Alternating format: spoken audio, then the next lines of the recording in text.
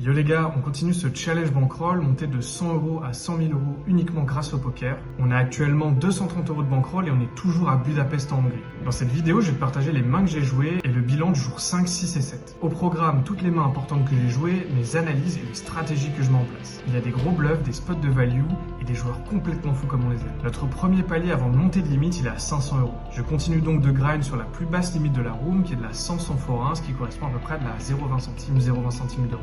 Tu vas le voir, on va probablement se retrouver à jouer plus cher. Bref, pas de temps à perdre, on attaque directement avec le jour 5. C'est parti.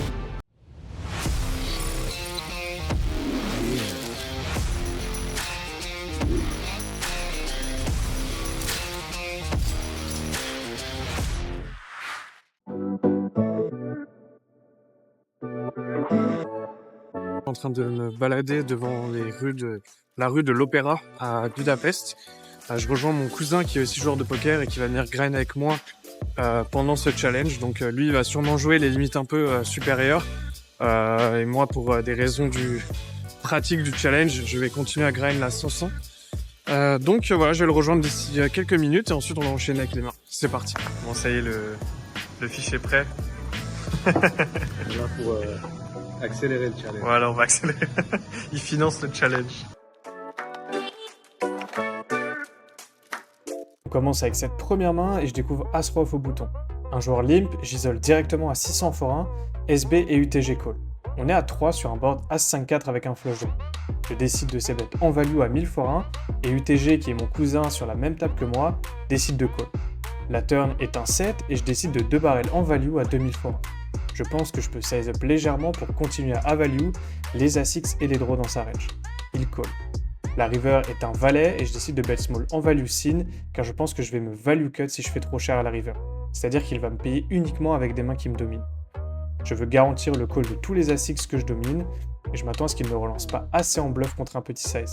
Je bet 3000 x 1 et il décide de fold. Juste après, je vais découvrir Roi 10 off en big blind. Un joueur que j'ai déjà joué relance à 300 x 1 au bouton et c'est a priori un sizing faible. En général, le field relance à au moins 600 x 1, voire 1000 x 1 avec des mains fortes.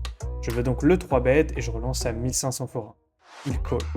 Le flop tombe à 6-3 rainbow. C'est plutôt un bon board pour notre range, mais sans trop d'infos sur le profil, je m'attends à ce qu'il soit assez honnête post-flop et j'aurai donc des meilleurs scénarios de bluff sur les turns et les rivers. En général, en live, je vais plutôt checker hors de position car les joueurs vont être assez honnêtes sur leur sizing et ils vont me donner beaucoup d'informations. Je check et il bet à 2000 x 1. Malheureusement, je fold et il me retourne une paire de dames. Je ne m'attendais vraiment pas à voir cette main-là, déjà au vu de son sizing pré-flop, le fait qu'il just call mon 3-bet, et en plus de ça, il bet super cher sur un board As-X. En vrai, son play ne fait aucun sens, mais tant mieux, on va pas se plaindre. Je prends la note et on passe à la main suivante. Je suis en big blind et j'ouvre As-6 off. Tout le monde limp jusqu'à bouton qui isole à 300 x 1. Je décide de simplement call. Je ne prends pas le spot de bluff en squeeze car comme on l'a vu, ce joueur au bouton il a des mains strong avec son sizing à 300 x 1. Et je vais très souvent me faire call au vu des joueurs qui sont très collants à la table. C'est pas une super main à call, mais face à autant de joueurs, je suis content de voir un flop pour pas trop cher, et si je touche le board, je vais souvent prendre pas mal d'argent.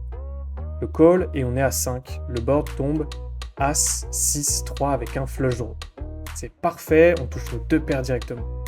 Je décide de check et de ne pas reprendre le lead, car si jamais un autre joueur a touché un As, il va sûrement bet de lui-même et je pourrais le raise en value.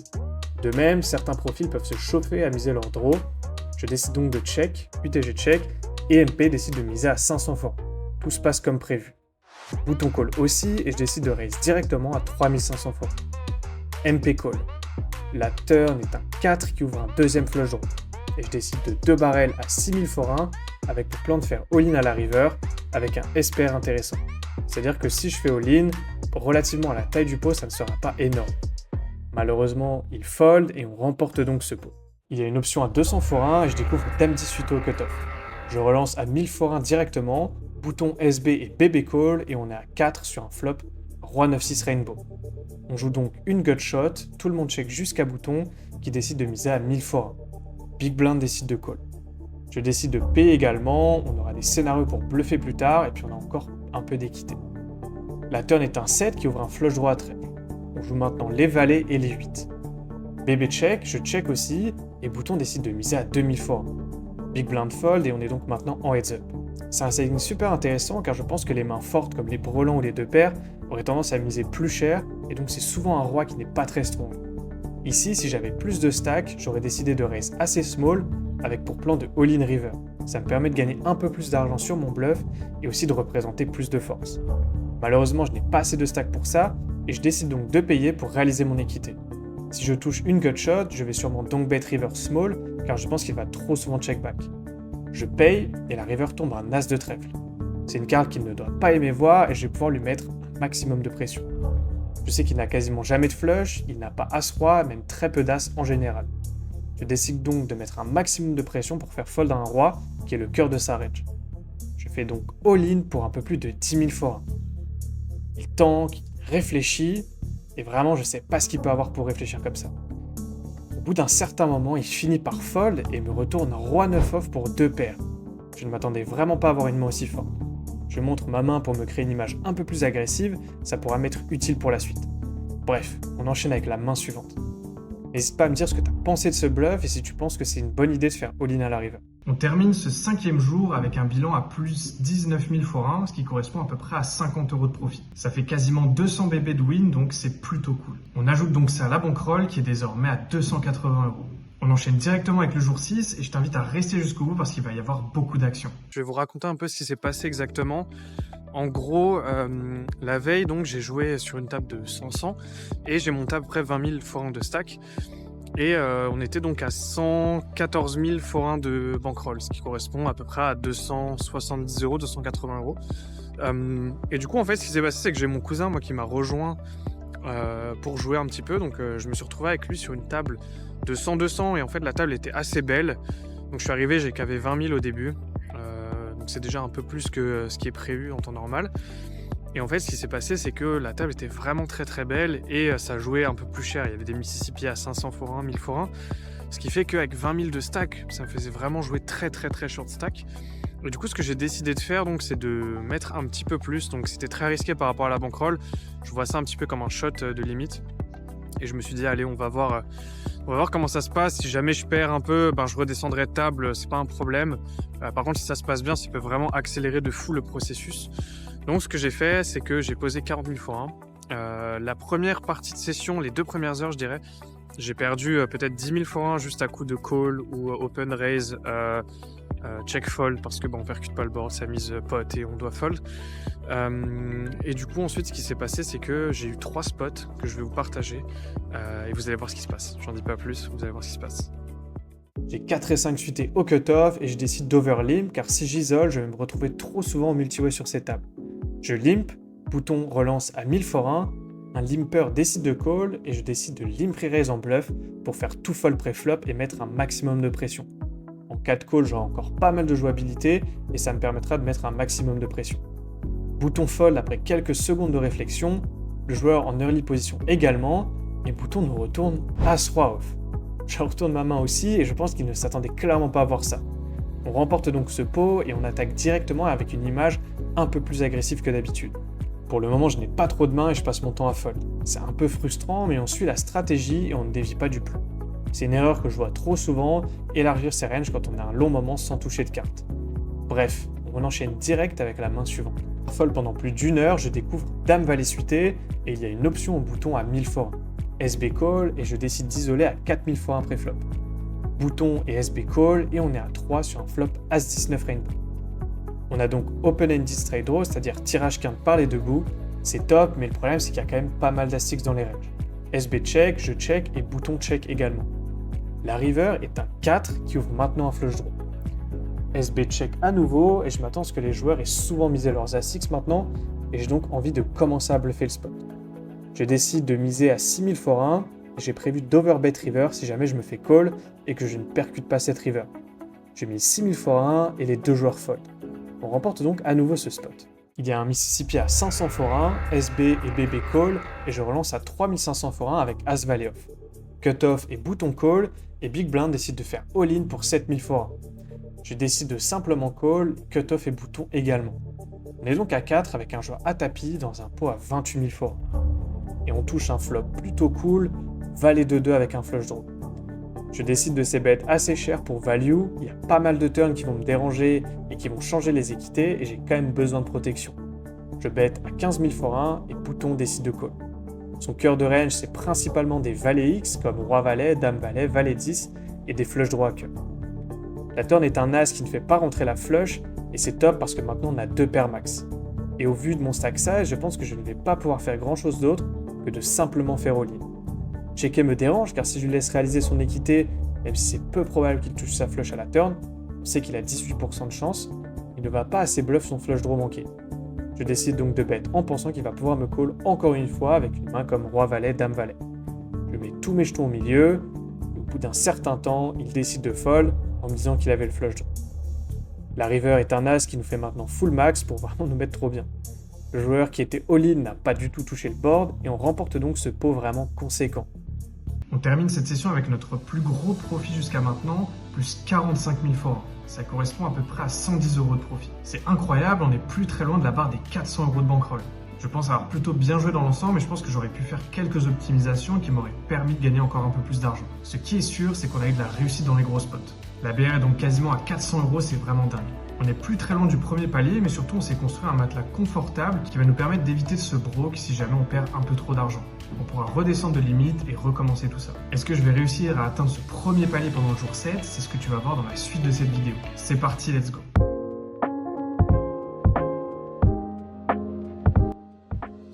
Les gars, on se balade un petit peu dans les rues de Fashion Street à Budapest. C'est un petit peu la rue où il y a tous les magasins de mode, etc. Et je rejoins un pote à moi avec qui on va grind sur la game online. Petite précision, ça compte pas du tout dans le challenge, je la grind juste de mon côté personnellement. Ça me permet de tester des lines, de continuer à rester bien focus dans le jeu, de faire plus de volume. Tout ça en parallèle du challenge, donc ça me permet aussi d'augmenter mes revenus. Donc voilà pour ça. Je vous ferai un bilan si vous voulez, comme je vous disais, je peux partager des mains que j'ai jouées sur ces tables.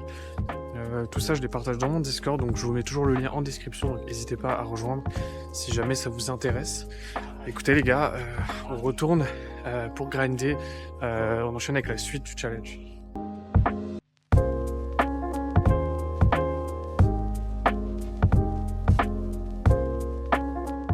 Il y a un double straddle à 600 forains, 3 joueurs call et je découvre Roi Dame off au cutoff.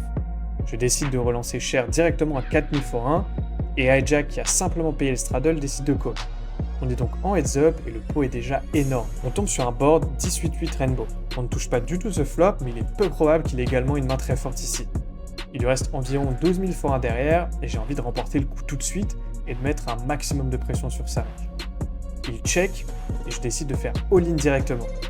L'intérêt de faire all-in, c'est que je vais pouvoir faire fold tous ces As-X, ces overcards, les low PP qui vont de 2-2 à 7-7, les low 10X qui vont avoir du mal à assumer, et si je me fais call, je joue encore très souvent les rois et les dames, et j'ai donc encore 24% d'équité. Je fais donc all-in pour tous mes jetons, et il jette directement ses cartes.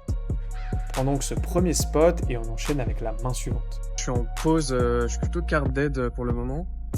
Je me balade un peu dans le centre commercial, là, comme vous pouvez le voir. Petite barre protéinée, évidemment. Écoutez, je fais que fold depuis 2 heures de jeu, là. En plus, ça joue un peu plus cher que d'habitude, donc là, je dois être down de à peu près 10 000, même un petit peu plus 15 000, je crois. Donc écoutez, petite pause, on s'aère l'esprit, tranquille.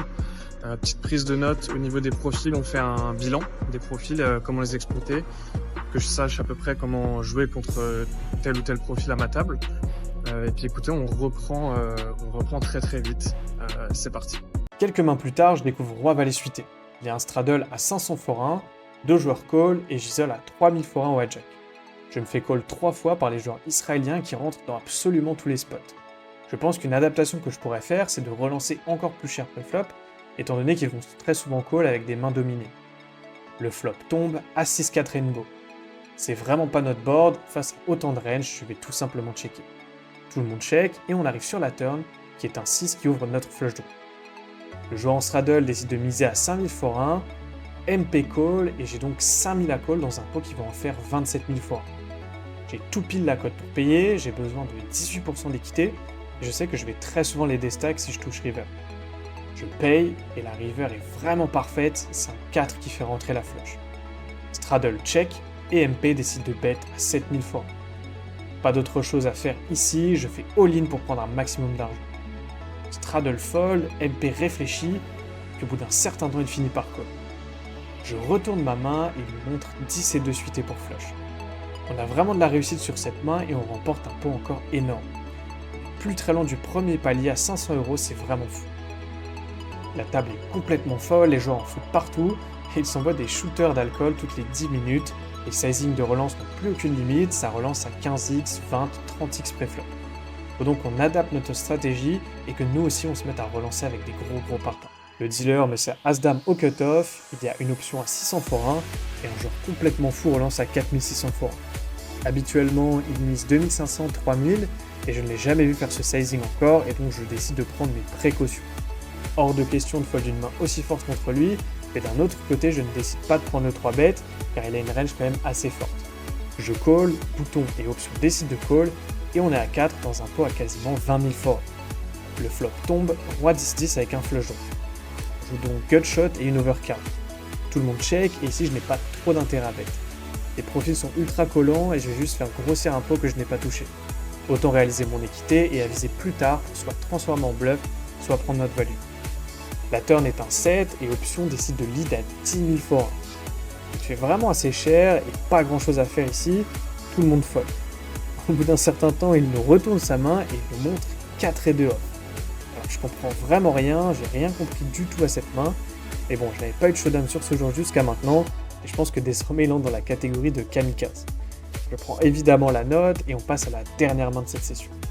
Il y a une option à 600 fois au bouton et je découvre roi 18 au hijack. Mon cousin décide de relancer à 2500 fois en MP.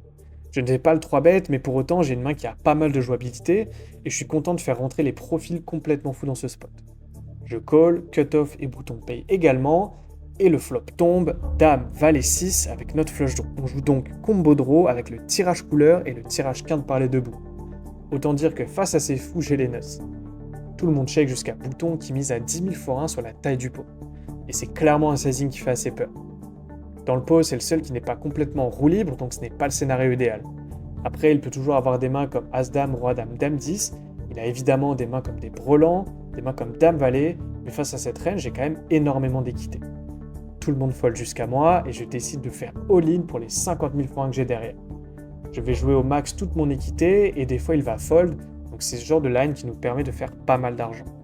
J'envoie tous mes jetons au milieu et on a une mauvaise nouvelle, il me call instantanément.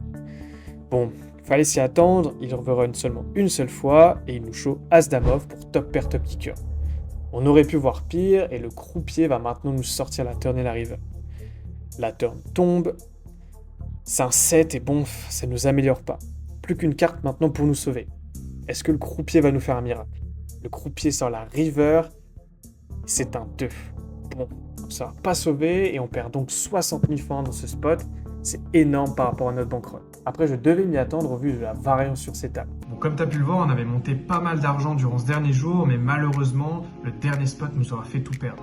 On termine donc sur un bilan à moins 20 000 forains, ce qui correspond à peu près à 50 €. On a donc une bankroll qui est désormais à 350 €, ça fait un profit de 250 € depuis le départ de ce challenge. Il ne nous reste donc plus qu'à monter ces fameux 150 € pour pouvoir passer à plein temps sur la limite supérieure qui est la 100-200.